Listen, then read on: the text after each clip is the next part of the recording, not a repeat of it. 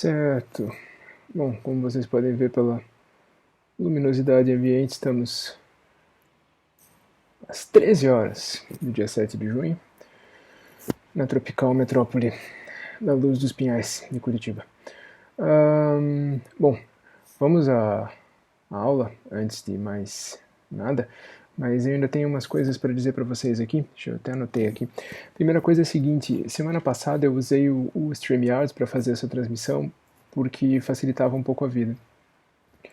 No fim de contas, acabei pesando os prós e os contras e não sei se vale tanto a pena assim. Mas o que eu queria deixar claro é o seguinte, apesar de algumas pessoas terem conseguido pegar aquilo ao vivo, mesmo não tendo avisado ninguém, aquilo não é exatamente uma live, né? E não pode ser. O fato é que algumas pessoas comentaram no e-mail, já esperando algo daquele tipo de novo e etc.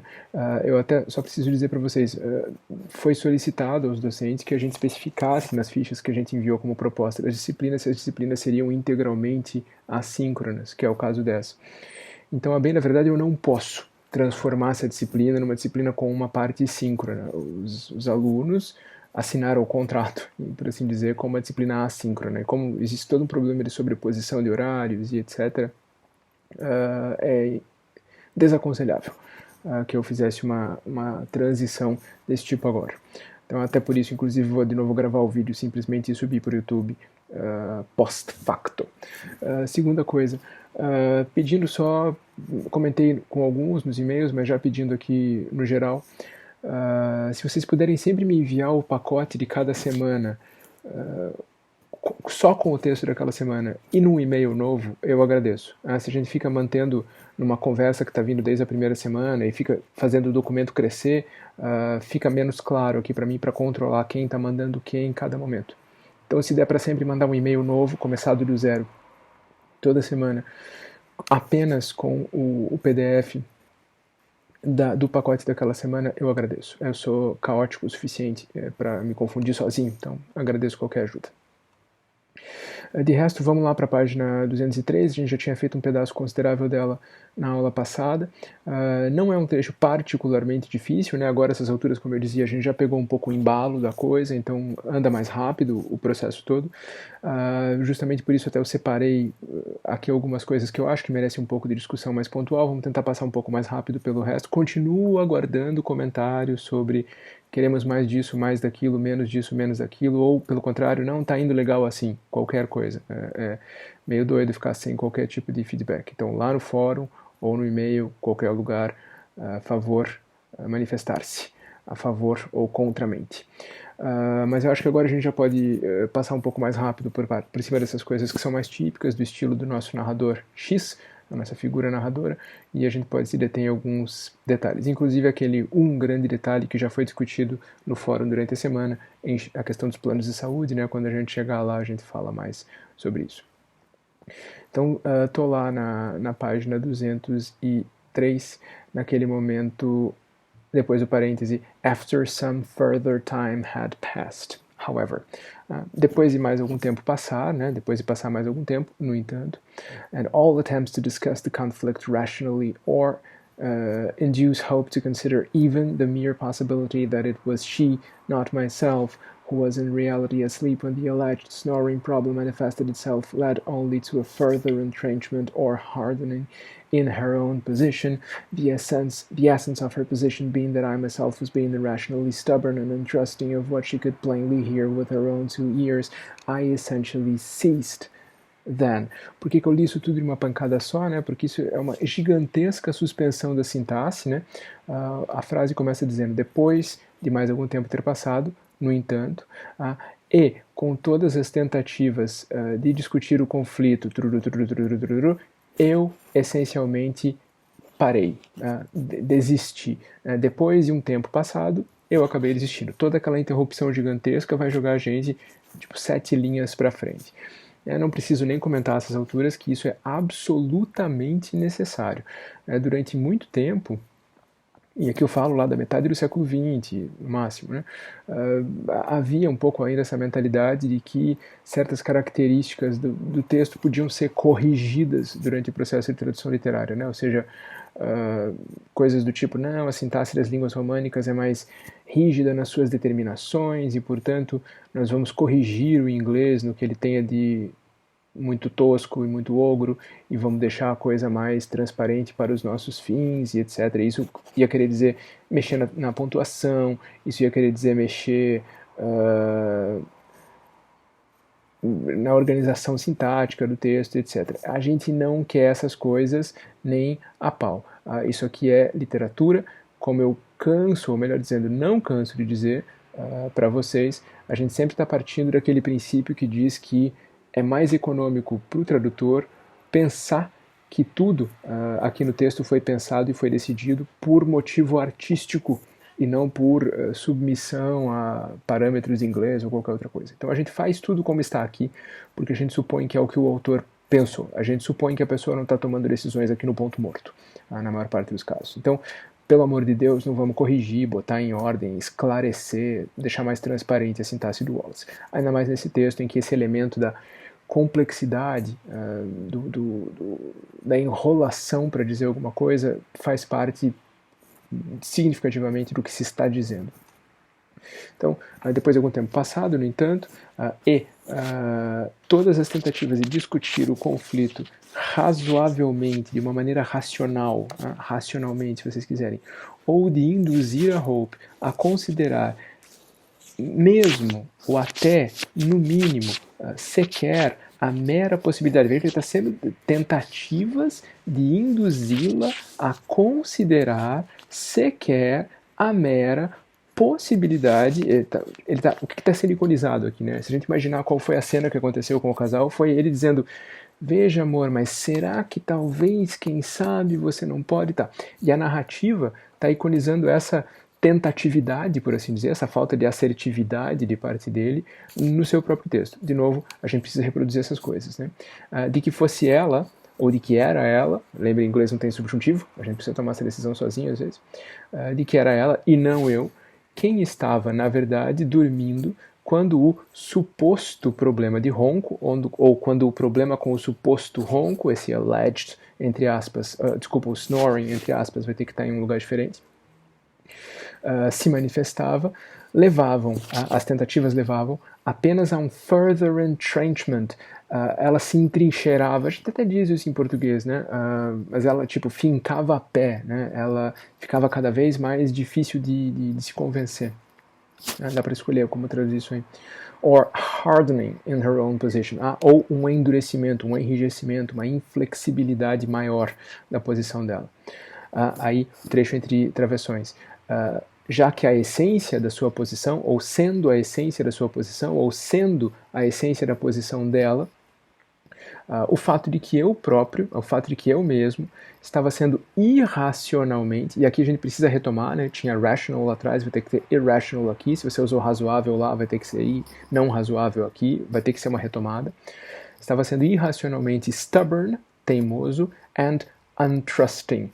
E é uma merda, né? Porque a gente vai querer manter o paralelismo, né? Eu estava sendo irracionalmente adjetivo e adjetivo. E é difícil encontrar um adjetivo para untrusting, desconfiado. Mas desconfiado quer dizer que está na dúvida, né? Untrusting é que não está disposto a confiar na pessoa, né? Está com o pé atrás. Eu gosto de manter esses paralelismos e categorias sintáticas, né? Adjetivo com adjetivo, verbo com verbo, mas aqui talvez fique mais complicado. Of what she could plainly hear with her own 2 ears. Não estava confiando naquilo que ela podia ouvir, ou conseguia ouvir, eu gosto muito de traduzir can, could, por conseguir, nitidamente, com os seus 2 ouvidos. Aqui vai o comentáriozinho, né? A expressão em inglês comum mesmo é see with my own 2 eyes. Né? Eu consigo ver isso com os meus 2 olhos. Aqui ele traduz essa expressão para a questão auditiva e diz que ela conseguia ouvir com os seus 2 ouvidos. Seria legal procurar uma expressão brasileira, portuguesa, que tivesse os olhos, com esses olhos que a terra há de comer, com esses ouvidos que a terra havia de comer, qualquer coisa do gênero, porque tá havendo uma distorçãozinha aqui, existe um ligeiro estranhamento, um índice de esquisitice nessa expressão. Eu, essencialmente, parei, desisti, ceased. Then, to say or do anything in the way of in situ response or objection.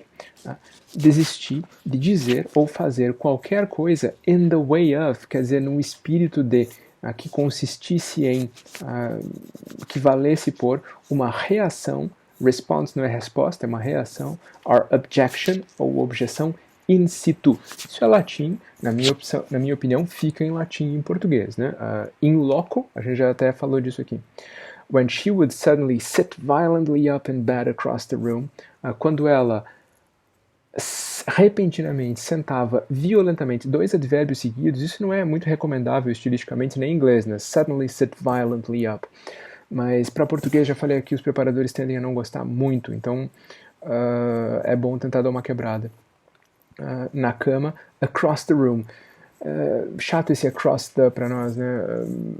Do outro lado do quarto, né? No outro extremo do quarto. A gente tem a sensação de que o quarto é grande quando a gente diz em português do outro lado do quarto, mas across the room não precisa implicar isso em inglês. O que fica implicado, sim, e a gente já tinha percebido, é que eles dormem em camas separadas, né?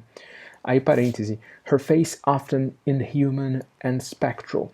Isso é uma construção muito comum em inglês, muito comum em francês, né?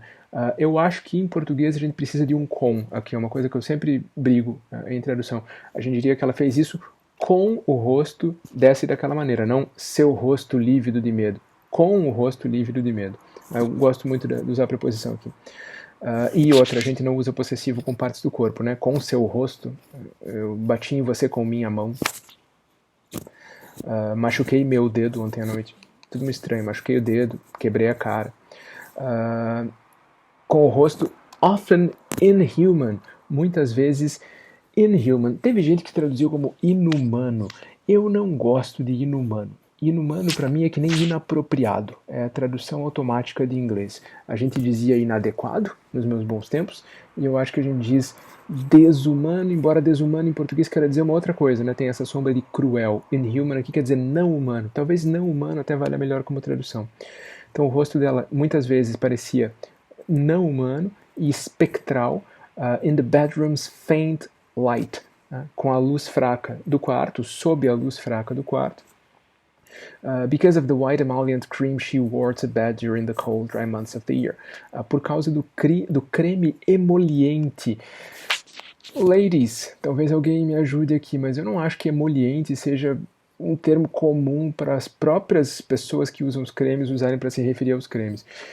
Sim, aparece na caixinha, no pote, mas parece um termo mais de farmacêutico, de químico, do que de usuário de cosmético. Mas é o termo que ele usa, a gente vai ter que manter. E emoliente existe em português. Que ela usava, she wore to bed, que ela usava para dormir, né? Que ela usava na cama, parece que ela passou o creme no estrado, que ela usava para dormir durante os meses frios e secos do ano, and distorted, o rosto, e distorcido unpleasantly, de uma maneira desagradável, by vexation and color. Vexation and color, eu diria irritação, quase frustração, e cólera. To accuse me of snoring horribly. De novo, outra frase que está super interrompida lá atrás, né? Esse parêntese é grande. Para me acusar de roncar horrivelmente. Pensa se a gente diz isso em português, né? Meu amor, você estava roncando horrivelmente. Roncar pra caralho seria uma coisa que a gente diria. Você estava roncando de um jeito horrível. Você estava com um ronco horrível. Pensem no que a pessoa diria de verdade, para daí poder construir essas aspas dentro da narração, né? Para me acusar de estar com um ronco horrível, por exemplo, né? E exigir que eu virasse, né? Presumivelmente virar de lado, roll over at once, que eu mudasse de posição, talvez, que eu virasse de lado imediatamente, ou fosse exilado, talvez desse para dizer me exilasse, ficasse exilado, fosse para o exílio, de novo, né, mais uma vez, na antiga cama da Audrey. A gente já falou dessa situação aqui, né? Instead, em vez disso, I would now lie perfectly still.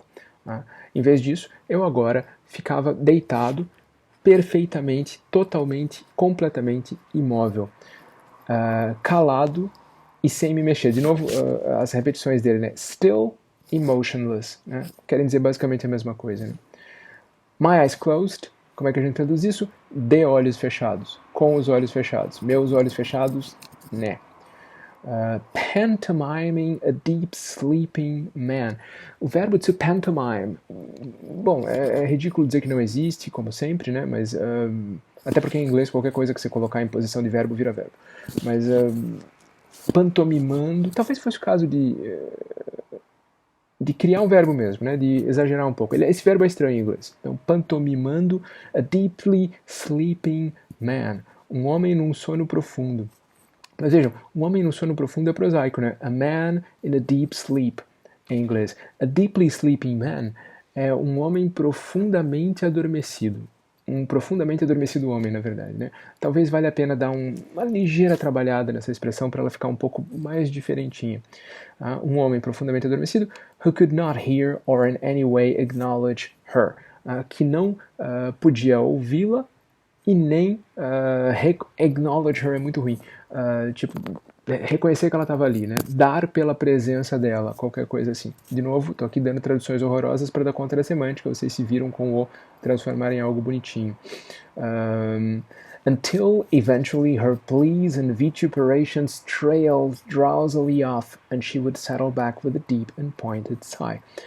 Até que eventually, até que uma hora, até que por fim, her pleas and vituperations, seus preitos e vituperações. Dá para usar umas palavras ruins aqui, né? Ela está pedindo, ela está inquirindo, demandando. Tem que usar palavras ruins mesmo aqui, porque vituperações é ruim em inglês e é ruim em português. Talvez valesse a pena até manter. Trailed drowsily off. Iam apagando, ela ia ficando com sono, né? Ela estava tonta, e essas coisas vão trailing off, vão desaparecendo drowsily, sonolentas. And she would settle back, e ela se reacomodava na cama, né? Ela voltava a se deitar, talvez, with a deep and pointed sigh, com um suspiro profundo e pointed. Pointed aqui quer dizer, tipo, significativo.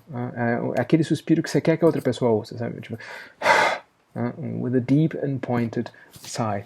Dá conta de traduzir isso agora, é problema de vocês.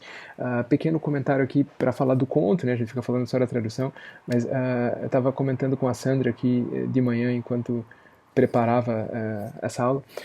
A gente fica lendo o Wallace em detalhe, né? Para analisar a prosa, para poder falar de tradução, e eu tenho duas sensações nítidas. A primeira é de estar assistindo Mozart improvisar na minha frente, porque é absurda a facilidade que ele tem para criar essa prosa brilhante, diferente e esquisita. E a segunda coisa é uma vontade de arrancar a pele do couro cabeludo e sair gritando, porque esse conto é desesperador, né?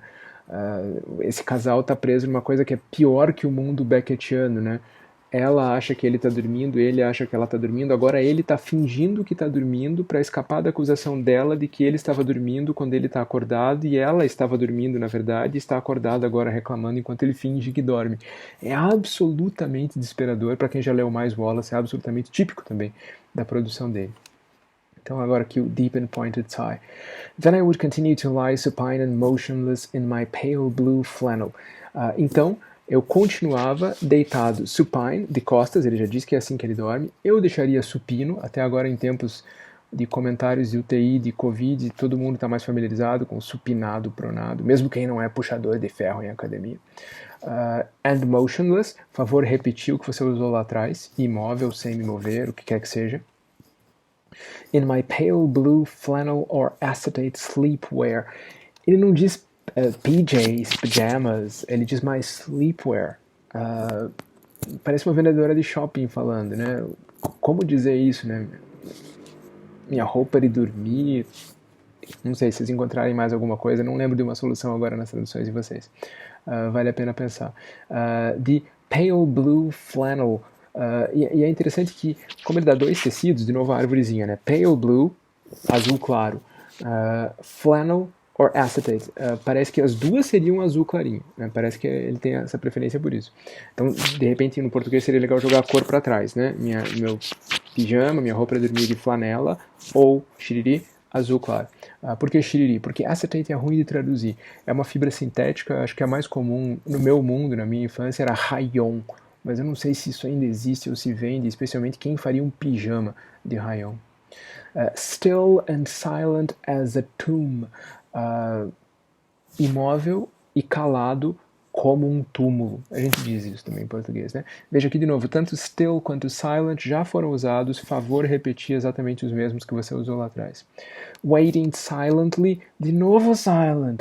Waiting silently for Hope's breathing to change. Esperando em silêncio que a respiração da Hope mudasse. And for the slight, small chewing or grinding sounds she produced in sleep.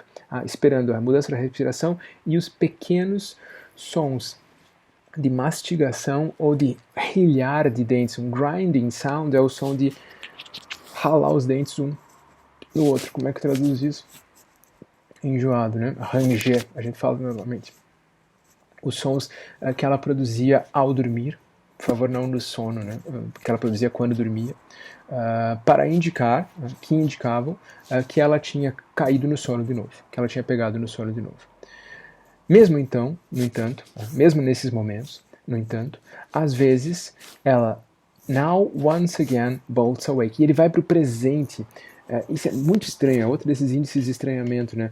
Mesmo then, portanto uma marca no passado, she bolted awake. Seria mais normal. But even then she bolts. E um now, ele coloca um índice de presente e outro nas duas pontas do once again. Ela mais uma vez agora dispara, né? Acorda, salta, sobressalta-se. Bolts awake, acorda sobressaltada. Poucos momentos depois, ou momentos depois, once again sitting up, sentando de novo para me acusar de roncar e exigindo irritadamente, nervosa, com raiva, que eu faça alguma coisa para deter ou impedir, halt or impede, não preciso nem falar mais, o cara gosta desses sinônimos, deter ou impedir isso ou aquela coisa. Sempre ruim traduzir esses its, porque a gente não quer usar a ênclise, né, detê-lo, impedi-lo, mas precisa daí glosar, né, deter o quê? Essa coisa, isso, esse fato. So that she might finally have some peace and be able to sleep. Para que ela pudesse finalmente have some peace. Eu estou com medo que isso aqui fique fazendo barulho no microfone. Ter alguma paz, ganhar um pouco de paz, ficar em paz talvez valesse a pena, né? O problema é só que o have tem essa implicação de que é algo que ela precisa que deem para ela precisa receber. And be able to sleep, e conseguir dormir. By this point in time, a essa altura, nesse momento, é interessante que aqui não está repetindo o momento que está lá atrás, então vai ter que variar. The spring thunderstorms downpour had receded or ebbed. The spring thunderstorms downpour. Ufa, um monte de informação aqui. Em vez de dizer a chuva tinha parado, ele diz que o fluxo de água, né, a chuvarada da tempestade de primavera, ou a chuvarada da trovoada de primavera, tinha receded or ebbed. Não é diminuído. A chuva aqui não diminui, a chuva não amaina. Amaina? Ela recede ou ebbs. Ebb é um verbo praticamente só usado com maré. A maré, ebb e flow. Ebb tide, ela recolhe, ela reflui. Muito boa sorte. São dois verbos quase inadequados de tão metidos aqui. Recedeu ou refluiu ao ponto de que, de novo, um monte de genitivo. Individual droplets impact sounds. Ao ponto de que os sons dos impactos de gotinhas individuais eram individualmente contáveis. Talvez enumeráveis, contra o toldo de lona listrada das grandes bay windows, a gente já falou desse termo aqui, do 19th Hole, que é o nome do bar. Meaning being discreetly audible. Ele está se explicando agora, né? Ele diz que eles eram individualmente enumeráveis. Ou seja, talvez dê para traduzir esse meaning por ou seja. Que eles já eram discretamente audíveis. E aqui discretamente não quer dizer com discrição, mas de maneira discreta, separados um do outro, né? Quando você diz que a gente quase não diz isso em português, né? Um fenômeno discreto é um fenômeno difícil. mas dá para usar a palavra desse jeito.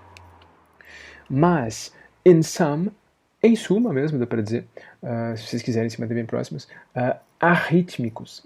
Eles não tinham um ritmo. And not what one would term pleasant or soothing. E não o que se pudesse chamar, o que alguém poderia chamar, o que se pudesse chamar de agradável ou soothing. Outra palavra ruim de traduzir, né? To soothe é acalmar, né? Baixar a bolinha. Uma coisa soothing é uma coisa aquietadora, que aquieta.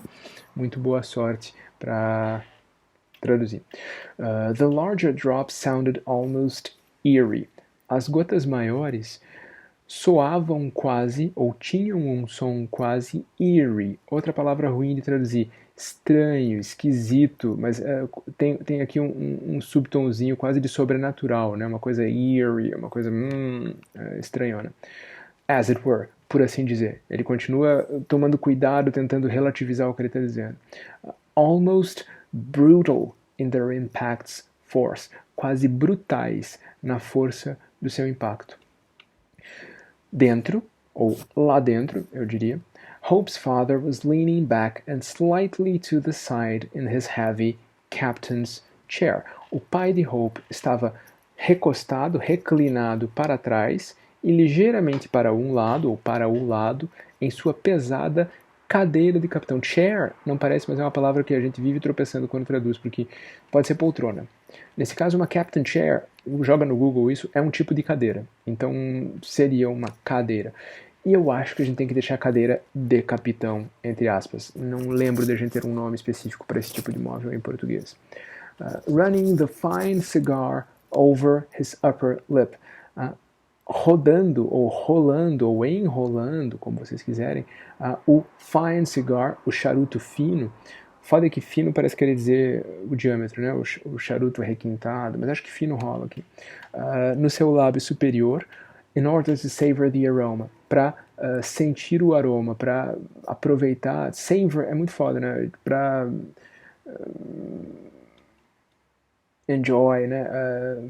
Gozar do aroma. Não gozar dele, tirar sarro, né? As he searched in a side pocket. Foda também que aroma é uma palavra. Eu tô falando um monte de palavrão hoje. O difícil também é que aroma é uma palavra mais eruditoide em inglês do que em português. Talvez eu tivesse que buscar outra coisa, mas eu consigo pensar qual. Enquanto procurava num bolso lateral, in a side pocket, this is what is making him lean. It is not a distortion. É por isso que ele está leaning, inclinado meio de lado, como ele viu, né? Não é uma distorção.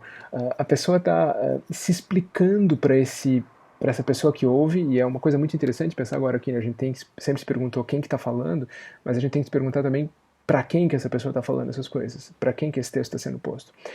E ela diz, olha, nem me acuse. Eu sei que eu estou sofrendo com privação de sono, mas isso não era uma distorção nem uma alucinação. Ele estava viradinho de lado, por isso é que ele está parecendo leaning. Não é uma distorção. For his clip special monogrammed case. Estava buscando o estojinho do clipe com que ele cortou o charuto e que é especial e monogrammed. Tem as iniciais dele. Sem informar Hope, omissão que foi, eu confesso, petty, mesquinha, that I was in all likelihood unwilling, e que com toda a probabilidade eu naquele momento não estava disposto, was unwilling, by that point in the conflict, a esse momento do conflito, nessa altura do conflito, melhor dizendo, to give her the satisfaction of it, eu não estava disposto a lhe dar a satisfação de confessar isso para ela.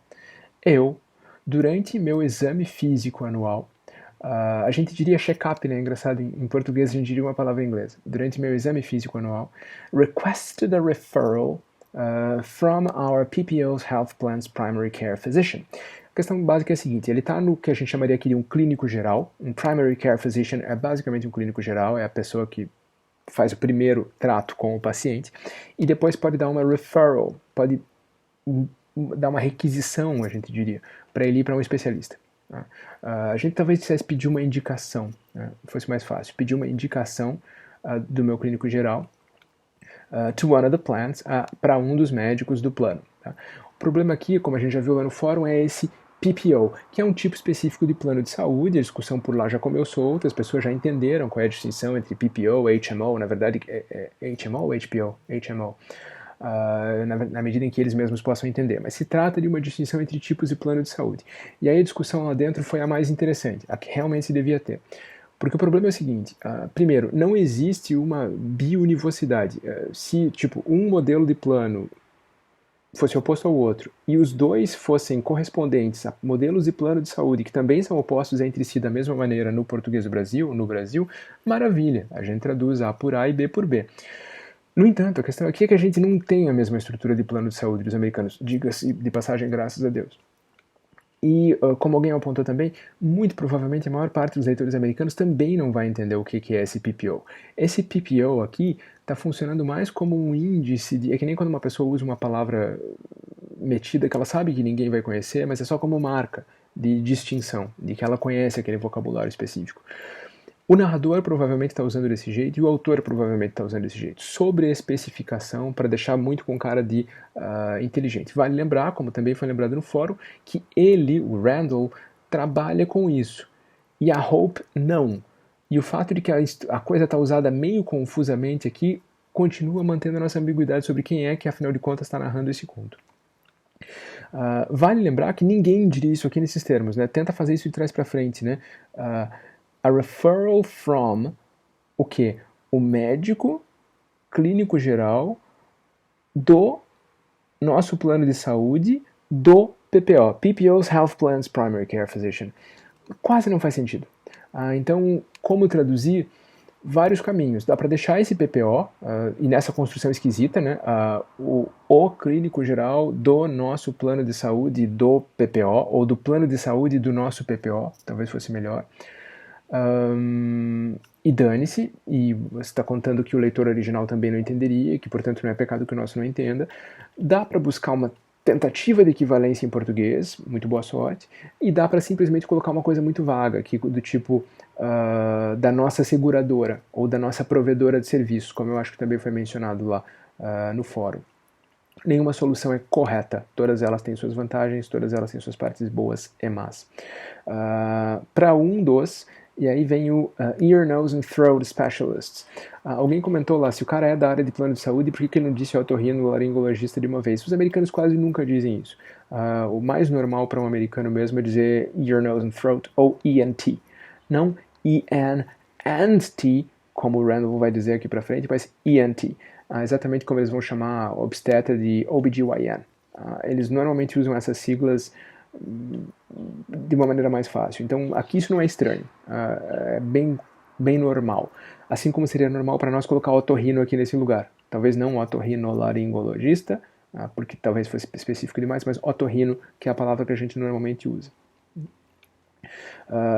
Who then subsequently examined my nasal passages, que então who then subsequently, as duas coisas querem dizer depois, né? Examinou minhas passagens nasais, minhas vias nasais, a gente poderia dizer, minhas cavidades sinusais, meus seios nasais, é o termo em português, mas ele está dizendo my sinus cavities, as cavidades dos meus seios nasais, talvez, se vocês quisessem, vai ter que tomar cuidado com os dois nasais, minha traqueia, minhas adenoides e meu palato mole. É engraçado que ele põe o mole entre aspas e a distinção se sustenta. Inclusive, eles são chamados de palato duro e palato mole porque um é, pasmem, duro, o outro é mole. Então, não precisaria das aspas, mas ele acha estranho colocar isso aqui e faz questão de colocar. E pronunciou, e decretou, e declarou que não via evidências. Eu acho complicado o uso da palavra evidência em geral, traduzindo automaticamente evidence em inglês, mas aqui talvez funcione. Não via sinais, não via indícios, não via provas, eu acho melhor. De qualquer coisa incomum, unusual, or out of the ordinary. De novo, ele dizendo a mesma coisa duas vezes, né? Incomum ou fora do normal. Eu depois, no entanto, cometi o equívoco, o erro, of throwing this clean bill of health up in Hope's face during one of the increasingly heated and upsetting arguments, etc, etc. Eu, mais tarde, depois, no entanto, cometi o equívoco de, a expressão aqui é jogar na cara, eu joguei isso na tua cara. problema é que assim, a gente só tem duas palavras, jogar na cara. Eles têm throw up in your face. O que é a frase que ela disse, né? You threw that in my face, don't throw that in my face, don't throw that up in my face. E ele vai colocar essas coisas entre aspas porque foi ela que usou essa expressão, né? Cometi o equívoco de jogar essa declaração de saúde. Clean Bill of Health é quando você passa pelo médico e o médico diz que você não tem nenhum problema, ou seja, declaração, esse atestado de saúde, se vocês quiserem, essas conclusões negativas do especialista, eu não acharia ruim, na cara de Hope, durante uma das discussões cada vez mais heated, aquecidas, quentes, and upsetting, e incômodas, transtornadoras, por assim dizer. These often occurring over the following morning's breakfast, que normalmente ocorriam durante o café da manhã do dia seguinte, da manhã seguinte, café da manhã seguinte não precisa, né? Durante o café da manhã do dia seguinte, a respeito da suposta questão do ronco, desculpa, o ronco está entre aspas, da suposta questão do ronco. Whereupon Hope seized on my failure to have told her about the ENNT referral as evidence that whereupon é linguagem de contrato, de advogado, eis que se não quando, né? Ocasião na qual, virem se para encontrar alguma coisa boa aqui, Hope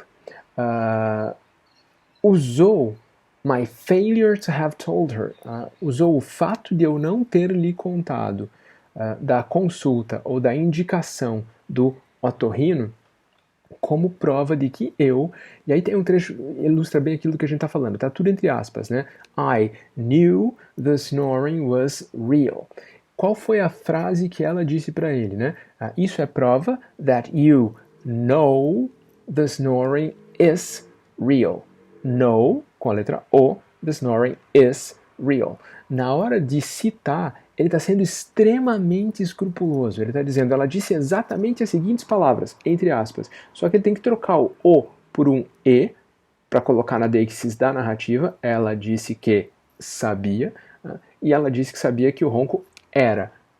Ele está transpondo, em termos aqui de linguística, retórica, teoria da literatura clássica, transpondo o discurso direto para indireto, só que ele está deixando claras as marcas da manipulação.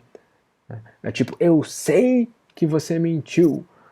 Aí ele disse que, aspas, sabia, e vou deixar o S fora dos colchetes quadrados, e o habia inteiro dentro, porque eu troquei um EI, que foi o que ele disse, por um habia, que foi o que ele não disse, mas que eu preciso colocar para funcionar na sintaxe do meu texto. Isso é muito divertido. Ninguém faz isso, nesse grau, né? Aquele new, só com o ezinho entre colchetes, é super, super, super excesso de cabotinismo textual. Mas é o tipo da pessoa que é o nosso narrador aqui. Sabia que o ronco era real. And was secretly concerned about it. E que, em segredo, e que não queria admitir que estava preocupado com a questão do ronco. And that I had been unwilling to tell her about the appointment in advance, e que eu não quis falar para ela da consulta antes, ou falar antes da consulta para ela, for fear that a specialist diagnosis would identify something amiss in my soft palate or nasal passages, de medo de que o diagnóstico do especialista identificasse algo errado com o meu palato mole ou minhas vias nasais, e de eu ter de admitir abertamente a ela que o ronco era real, né? Era de verdade. De novo, o mesmo tipo de manipulação.